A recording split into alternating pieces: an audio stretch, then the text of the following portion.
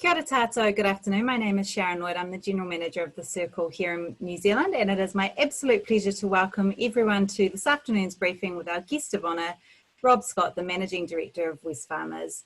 Before I continue any further, I would also like to acknowledge the original custodians of this land and pay our respects to the elders, past, present and future, for they hold the memories, the traditions, the culture and hopes of Indigenous Australia.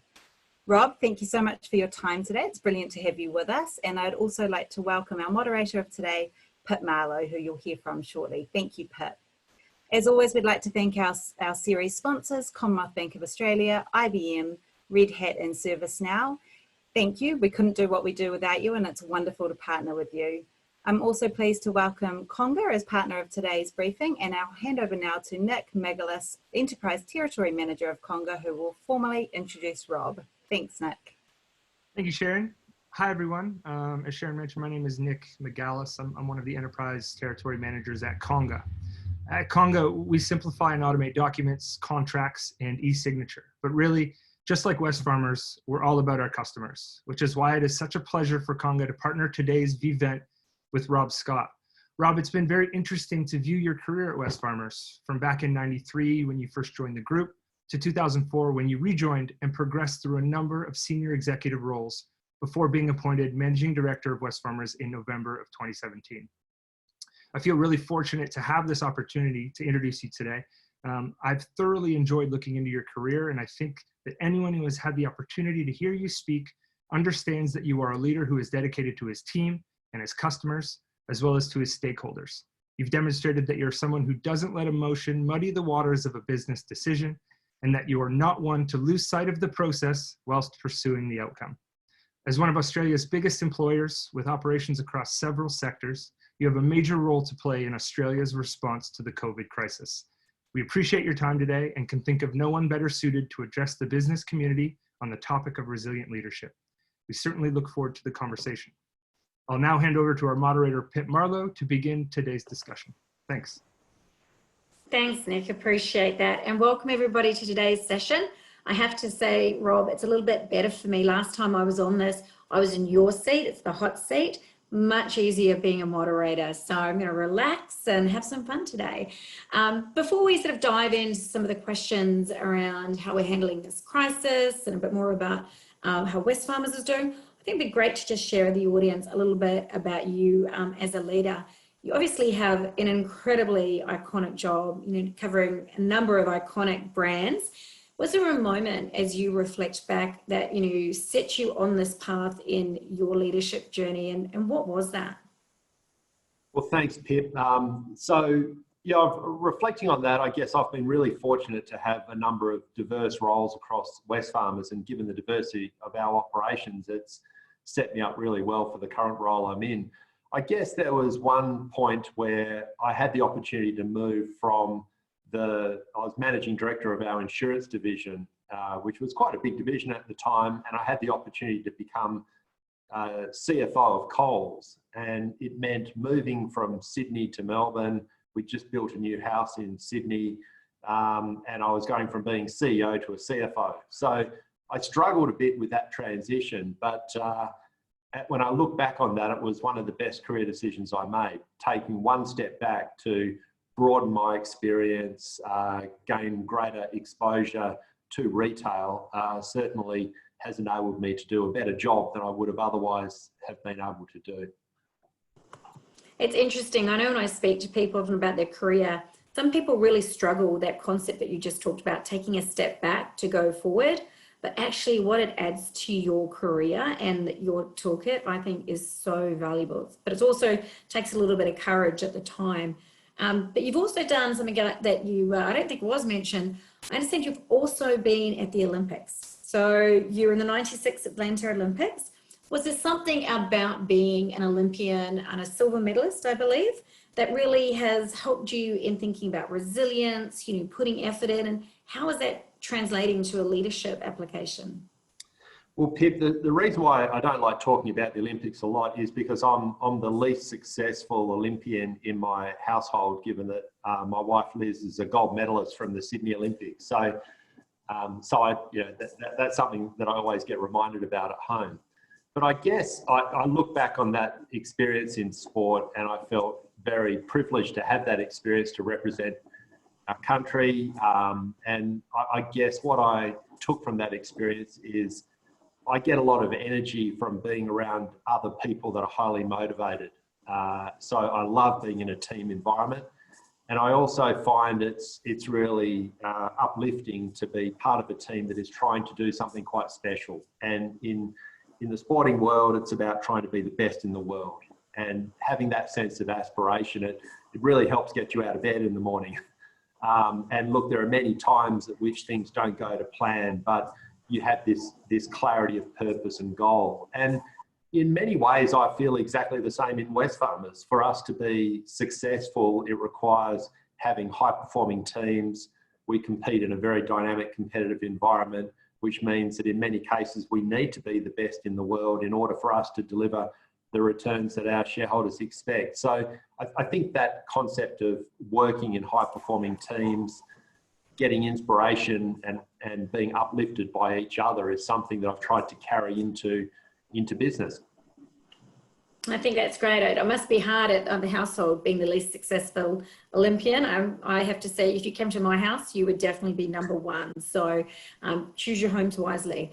Look, it's interesting. I want to transition a little bit right now to how businesses are adapting, because COVID has had an impact on many businesses. I'm sure even across your portfolio, some companies are just seeing, greater demand and others are being impacted in different ways. And that's actually what you're seeing inside. That is happening probably to most of the people on this call. I know for me, when I'm talking to people about it, I can't control when the government, releases restrictions. I can't control, if we have a pandemic or not, but there are things we can control. What are you focused on controlling and taking control of right now to help lead Wesfarmers through this? Yeah, it's a really good question, Pip. And I guess that, look, the first thing that I think we can control in business is making sure we maintain a strong balance sheet. And, one of the first rules in business is don't run out of cash. And it's at times like this, it really emphasizes the importance of having a strong balance sheet. And Wesfarmers has always had a conservative orientation around that. We're often put under a lot of pressure to be doing more around borrowing more money, greater optimization of our balance sheet. But I feel really pleased that coming into this crisis, we were very well set up financially. In terms of how we've approached the coronavirus challenges, we've very much been guided by our core values and our belief that in order to deliver superior long-term value, we need to anticipate the needs of our customers, look after our team members, we need to treat our suppliers fairly, we need to take care of the environment, give back to the communities in which we operate, and act with honesty and integrity. And those points have been very consistent in our strategy. And I've personally found them a really important guide and framework to work with over recent months. So I guess first and foremost, health and safety of our team members and our customers. So very early on, we put in place a number of changes to our operational processes in stores, in Bunnings, Kmart, Officeworks, before the government had even provided guidelines on what they should be. And I think having that focus on health and safety built a degree of trust and confidence with our customers and teams that we were a place that it was okay to be at because we were taking this seriously. That was one example. And I guess, as you say, we can't control the decisions that governments are making. All we can do is plan for a variety of scenarios, try and be fact-based around the medical advice and do the right things. So that's guided our approach. No, and I think it is hard. I think, balancing all of those things, I think one of the things you said there that really struck me is you've got to plan for scenarios. When you don't control everything, you've got to be able to think a little bit ahead and look around corners. And that's a great aspect I think that a leader can help do in that situation. You also talked a lot about values. So your organization has some great values, and I think your reputation is also as a very strong values-led leader. I think you're leading Wesfarmers in a way that I think is very similar to our company. We believe businesses can be platform for change and goodness. how do you stack rank right now? Or how do you think about giving back into the community when you're balancing the balance sheet and what you need to be doing? How does that work out? And what do you think leaders and businesses should be doing now when they're thinking about the community as one of their stakeholders? Well, Pip, what struck all of us in the leadership team at Wesfarmers, and it even resonated, within our stores and our operating businesses, was when the early stages of coronavirus started to hit. It was very scary, and we really didn't know how this was going to unfold. And it really gave us a great sense of responsibility to do the right thing and to play our role. And we heard the Prime Minister in Australia say, we're all in this together, we need to pull together, work together. And that is certainly the way we felt about it. And through this crisis, we've made a lot of decisions that have been to our detriment of short-term profitability. So many of the changes we've made in our stores, around operating procedures, a lot of the commitments we've made over and above our obligations under EBAs around sick leave for casual workers, paid leave for team members that aren't required to work under stand downs, subsidised online delivery to more vulnerable customers. All of those things have come at a financial cost, but there was just no question that it was the right thing to do. And that really comes back to our role as leaders in helping our communities through this crisis. So another great example, we had to stop the Bunnings sausage sizzle. Now, there were many of our community partners that were booked in for the month ahead, and we ended up giving them the money that they would have otherwise have raised. Because this is a terrible time for so many community groups.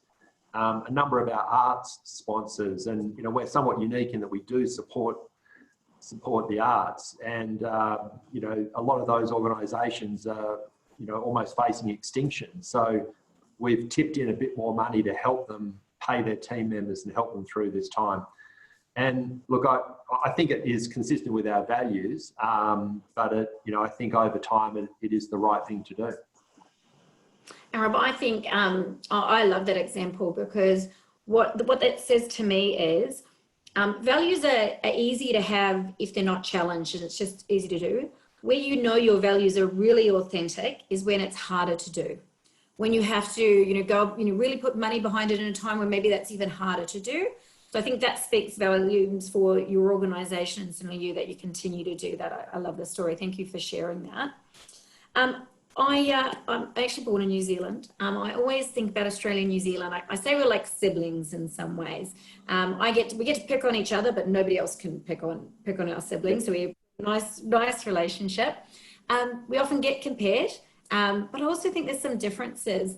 Right now, are you seeing some differences in Australia and New Zealand, the impact on your customers, how you're having to think about responding differently? Yes, we have seen a lot of differences. And the New Zealand market is really important to Wesfarmers. We have Bunnings, Kmart, and a number of our industrial businesses are based in New Zealand. So it's a really important market. We're a major employer in New Zealand. I guess, we have seen two very different approaches. In terms of one of the differences I've noticed in Australia, there's probably been a far deeper dialogue and engagement between government at different levels and business. I feel that we've been far more collaborative in working through some of the challenges, being very guided by the health advice around the response taken. And I think that in Australia has helped us overcome some of the personal, household, business challenges from more draconian shutdowns. I think we recognised that this was a very uncertain time, and we really didn't know how this would pan out. I think on the global scale, you would have to say that New Zealand and Australia have handled this better than many other countries. But I must admit, I've enjoyed the ability to be able to engage more closely with government, have a more constructive discussion and dialogue with government in Australia. We don't feel that we've had as many of those opportunities in the New Zealand context. So that's one difference I would call out. No, look, it is interesting, and I know you play an important role in both countries. And I will tell you, when I go home to New Zealand, my nieces and nephews I like to take out on a treat. I have to tell you, it's always to one of your stores. So definitely have that engagement. I'd like to talk a little bit, if I can. You've recently talked about the potential to bolster your investment in the online space in order to create new ideas and skills as part of that. How are you thinking about the world of digital as it relates to this? And are you seeing some of the changes in consumer behavior that you think are going to go forward and be very different on the back of this? Yeah, I think certainly in retail and in many other industries as well, we were seeing a lot of digital disruption coming into COVID, and we were seeing a lot of structural change in many industries, and retail is a great example of that. I think what we're seeing through COVID, and I think what we'll see after, hopefully we get through COVID, is we've just seen an acceleration. So I don't think there's any necessarily new trends. It's just an acceleration of the trends we're already seeing. So I'm really pleased that we have made a big investment in data and digital. We're not perfect, but we're much better positioned than we were a few years ago.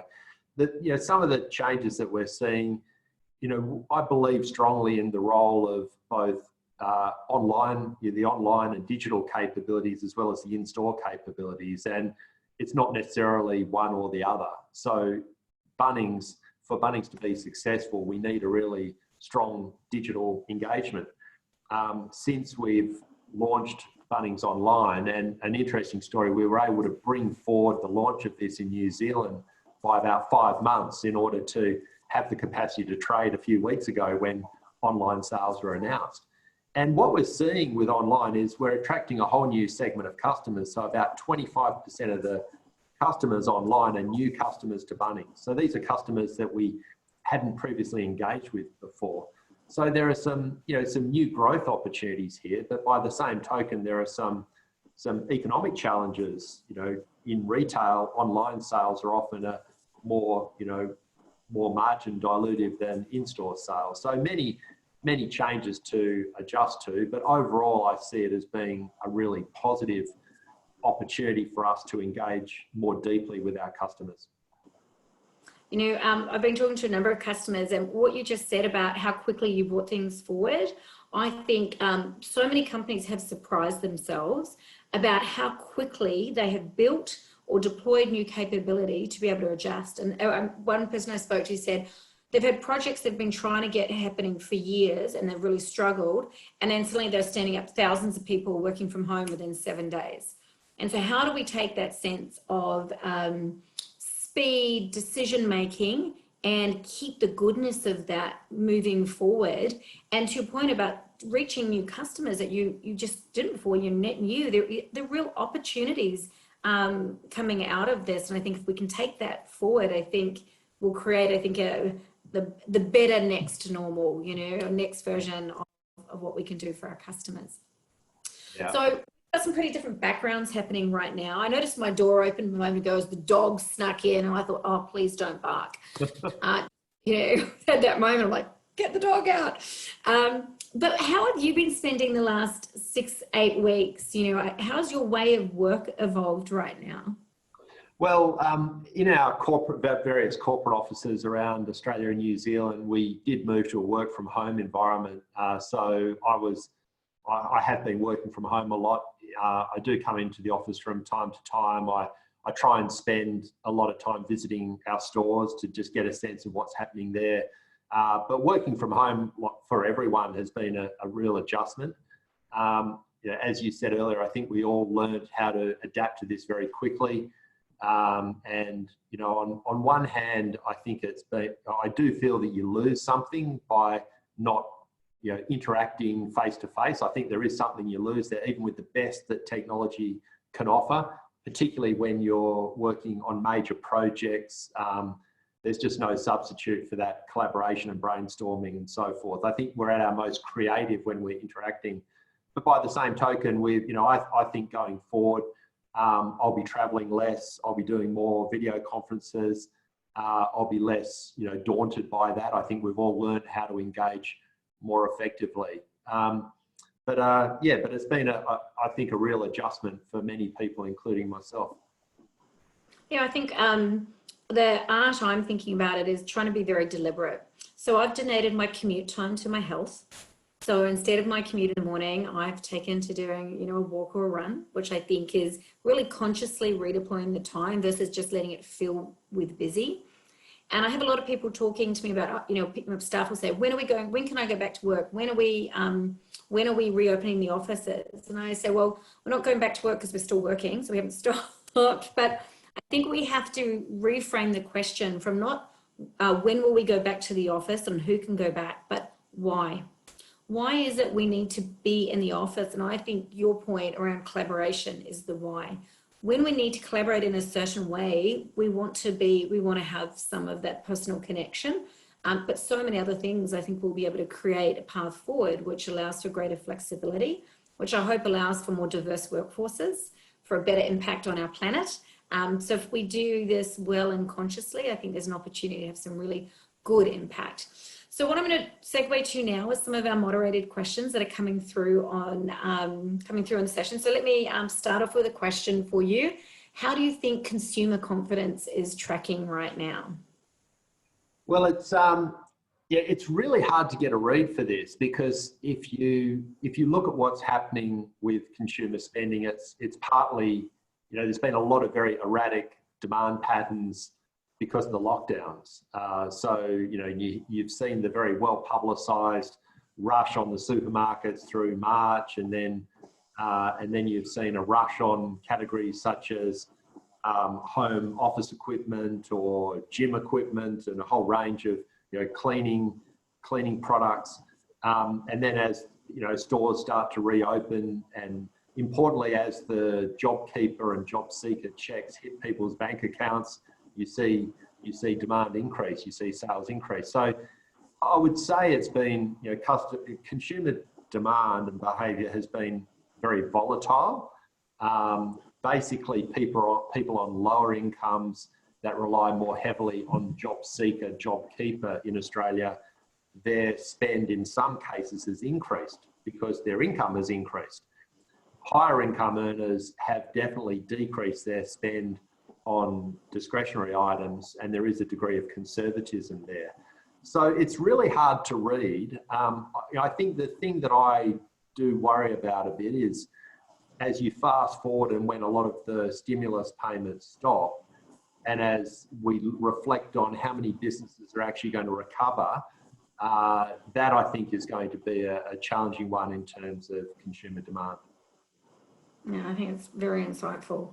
Another question, which is topical given some of the news from other companies recently, how are you thinking about cybersecurity, given the increased focus on online digital capabilities? And are you thinking about it even differently given the impact of COVID, or does it not change how you're thinking about cyber at all? It's another great question, and look, it is very much top of mind for us. And we, actually just in the last week, we've been having discussions about how do we ramp up our capabilities in this area. And for us, we need capability at a divisional level, we need capability at a group level, but also recognising that cybersecurity is not something you can necessarily solve in isolation, unless perhaps you're a Google or an Amazon and you can afford to have thousands and thousands of people in this space. So what we're also doing on cybersecurity is trying to build partnerships with different organisations around the world that are experts in this, and get them to challenge what we're doing, and also know that we can draw on their expertise if we were to have problems. But you're absolutely right that as you grow your digital engagement with customers, that heightens the risk. But also, we've also seen around the world some, so-called traditional businesses that have had their core operating systems compromised by cyber attack. And in a world of greater hostility around trade, perhaps that heightens some of the risks. So it is something we're taking very seriously. Okay, I'm going to blend two questions together that I've got. First of all, what sort of leadership skills do you think will be required in leading post-COVID? And as you're looking at recruiting into your organisation, what are the new skills that you're trying to bring into your organisation? So I think on the leadership skills, I think I'll just call out a couple of points. I think you touched on it earlier about the importance of agility and the ability to move at pace in uncertain environments. I think that's really important. There's a lot of, if you kind of go back to what were some of the leadership characteristics and behaviours that were valued 10 or 20 years ago, it was very detailed project planning, very detail orientated, considered, measured processes, risk, taking every bit of risk out of the equation.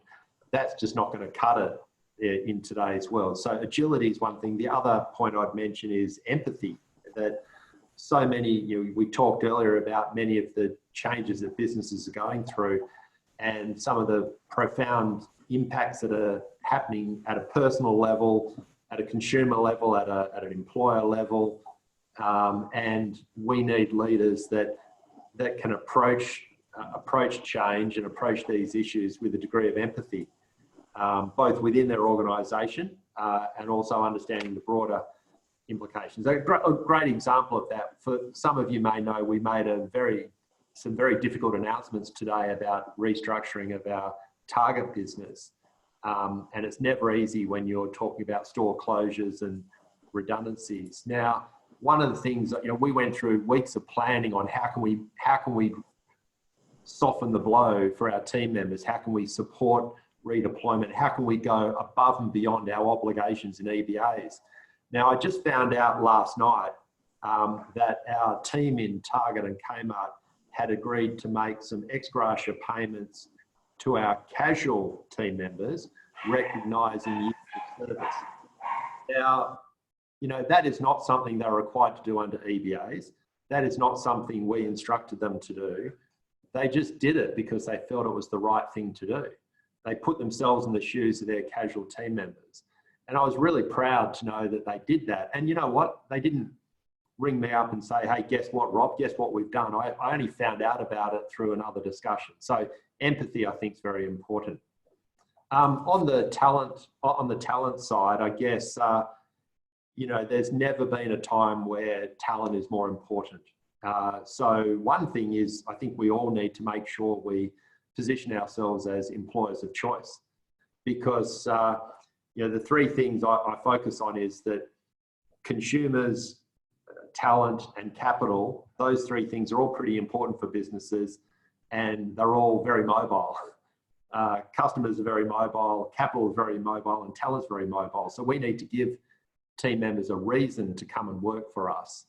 And clearly there are not just skills, like obviously everyone's focused on having more cybersecurity experts and digital experts, but we also need more people with the type of attributes and the as I said, the empathy, the agility, the creative thinking, all of those attributes are as important as ever. Yeah, I think that's great. I 100% with you on empathy too. One of my old mentors always said to me, if you want people to know you care, all you actually have to do is care. You can't fake it, and it just comes through, and you automatically make the decisions that your team did because there is genuine care there, and your actions are aligned to that. So I think it's super commendable. We were talking about this a little bit earlier. Your company is very well known for its commitment to older workers. Right now, they are more vulnerable. Are you doing special things to help that part of your workforce right now? And what can you share? Yeah, so look, the first thing we're doing, and I mentioned earlier that we have over 400 team members in Bunnings that are over 70 years of age. So, through coronavirus, we were very conscious that the people over 70 years of age are at far greater risk. So the first thing we did is we've given our team members in that age category the ability to, the capacity to stay at home and get paid and just provide more opportunities to support them. As time goes on and we better understand how to manage the health risks, having processes in store that protect our team is really important. So we've been very much guided by the medical advice.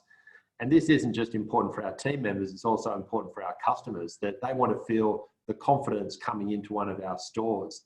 we've engaged with a number of health professionals at a state and federal level. We've worked through our plans within store. We've had them come in and inspect what we're doing. And that is all about really giving our customers and our team members, particularly older team members and customers, a greater sense of confidence engaging with us. There are some initiatives that we've launched as well, which are really around addressing the customer need at this time. So, for example, some customers that simply don't want to go to a store. So drive and collect is a new initiative at Bunnings, where a customer can drive their, order online, drive their car into Bunnings car park, and we'll put the order in the back of your boot. You don't even need to leave your car. You just show your order number through the windscreen. Now, things like that, they cost us money, but it is the right thing to do at the moment. So that's some of the things that we're doing to help those those segments of our team member base and our customer base that feel more vulnerable.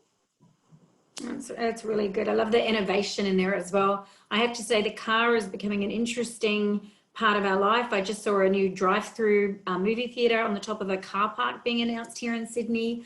I saw a video of a drive-through birthday party where people just drove by, sat away, dropped off to gift at a certain time, and the young kid was outside.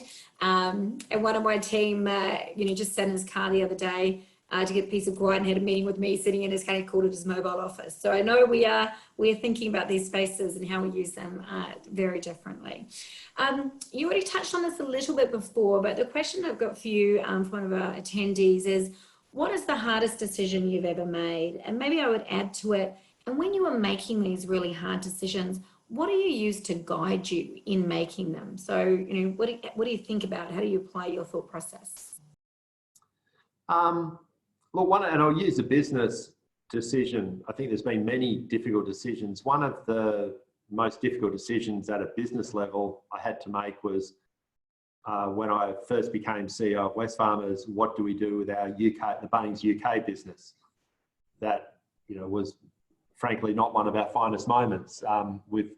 Over the decades, we've had a great track record around M&A in terms of creating value, and that was one of those examples where it wasn't going well. So we had a business in the UK, it was losing a lot of money, and we needed to deal with it very quickly. And this was something that we all deeply wanted to work. A lot of people were emotionally invested in it. There were a lot of people that had staked their careers on it. And here I was, the new CEO, and all of a sudden it was my problem. And once again, going through the approach for how do we deal with this, and thinking about how did I engage the board in the process, I started off with our number one, our corporate objective, number two, our values, and number three, how we approach each of our stakeholder groups. So I didn't come up with a new approach. I just stuck with the very traditional Wesfarmers approach of, okay, we need to navigate our way through this. And here's a checkpoint on, what is going to be right for our shareholders, and how do we make sure we manage our team, our suppliers, the communities in which we operate in the right way. And it wasn't an easy process, but having that guide, those guardrails helped us get to the right outcome. That's right. So some of the decisions you make will be about the future as well. And one of our attendees is keen to understand, what are the new areas and the future for Wesfarmers? Where are you thinking of investing? What does that look like? Well, we see opportunities to invest a lot more in our existing businesses. And, we've talked a bit about some of the change that was happening before coronavirus, and now we're seeing a great acceleration of trends. And a lot of our businesses, particularly our consumer-based businesses, have the capacity to be part of that change.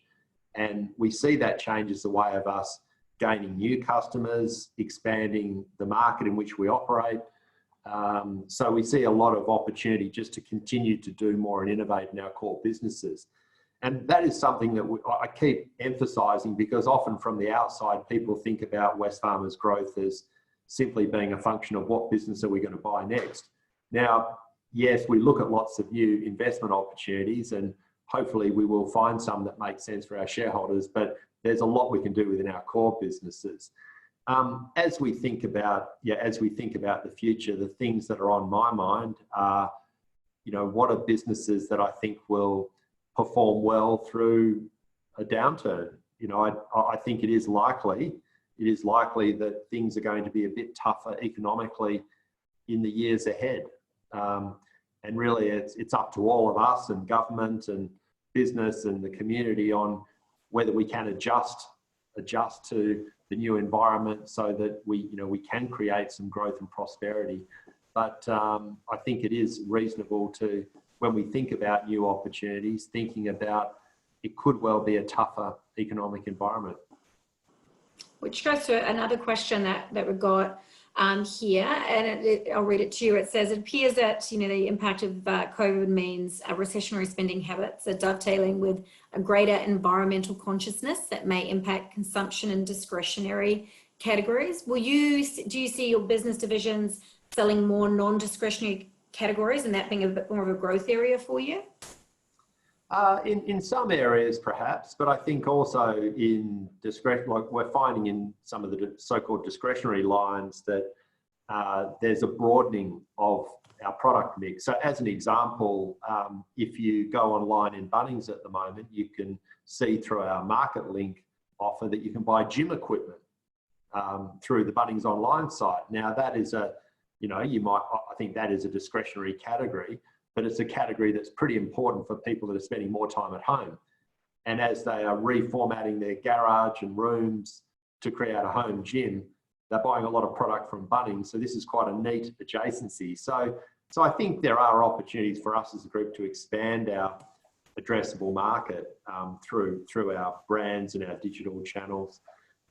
So that's one example, but I think obviously across essential items, there are some areas where we're focusing a bit more on deep value. So, this is where a business like Kmart, I think, will probably resonate more strongly with customers because of its very strong value credentials. And it's also a time when we need to stay very true to keeping our prices low. So there's a temptation, as you know, when times get tough as a business, okay, how do I keep my profit? How do I maintain my profit? And there's a temptation of pushing up your price. Whereas, more often than not, the right thing to do for the long term is to keep your prices down, help your customers through these tough times, and you'll be rewarded in the long term. I think you're spot on. I mean, a rising tide helps all boats. The more we can help everybody right now, that actually the better we will be as a nation at the end of this. And I think we need a lot of leaders thinking exactly like that, candidly. A question for you about global. Do you think on the back of COVID and the impact it's had, that it will mean organizations like yours are less likely to look at global expansion and be more national in their strategy? It's another good question. It certainly causes you to reflect a bit more deeply on some of the risks. And, I think, so would it impact our interest in investing offshore? Yeah, perhaps it probably would, particularly in the short time, given all the uncertainties that we see. I think it is also causing companies to reflect on a number of issues around the diversity within our supply chains, the single point reliances we may have in some jurisdictions. I think it's also raising interesting questions around onshoring, offshoring. And look, on one hand, I think talking about virtual work, one of the risks of the fact that we've all become a lot more proficient at working from home is, well, do you really need to be here in Australia or can you be somewhere else, right? So, there's a risk that this actually creates a move of roles offshore. But similarly, we've seen examples where, because some other countries haven't handled the risks as well, that's created some pretty significant disruptions to services and supply. So I don't think there's any straightforward answer other than, from a risk management point of view, companies do need to look very closely at where the interdependencies are and where the vulnerabilities are in supply chain. Right, and I'm going to give you one last question before I hand over to Johnny. Legacy, I love the word. What do you think, or what do you desire for your legacy to be at Wesfarmers? Well, yeah, this might sound really boring, but I'm just so proud of the Wesfarmers model and the Wesfarmers reputation. And what I'd really like at the end of my tenure is for people to say, Rob was a true Wesfarmers CEO. So I don't want to deviate from that, right? I want to stay true to what the Wesfarmers brand is and what the Wesfarmers values are. And if people can say that I lived those values, and Wesfarmers was in good shape reputationally and financially, then I'd feel very proud about that as the legacy. Well, Rob, after speaking to you today and hearing the way you talk about values and the decisions that you make in alignment and congruence with your values and the company's, I think you will absolutely be achieving that. So thank you for being so gracious and taking all the questions we had for you today. And with that, I'm going to hand over to you, I think, Rob, for one last comment, and then over to you, Johnny. Well, thanks, Pip. Thanks so much. And I enjoyed this because it does cause you to stop it and reflect on a number of the issues that we're working through. I'd just like to reinforce that I think this is one of these times where, as business leaders, the more we can keep the dialogue going, the more we can be learning from each other, engaging effectively with government at all levels. We are all in this together. And in a world where things might get tough economically at a global level, there's still an opportunity for our countries to outperform in relative terms. So there is an opportunity ahead for all of us, notwithstanding some of the broader challenges. I might just stop there, but thank you for the opportunity. Thank you very much, Rob, and Pip. Thank you so much for moderating a fabulous session. Always a delight to have you. We have our business sentiment survey now. We invite all of our viewers to fill out the form. How do you feel about yourself and the government job? The prospects of when this will be over, whenever.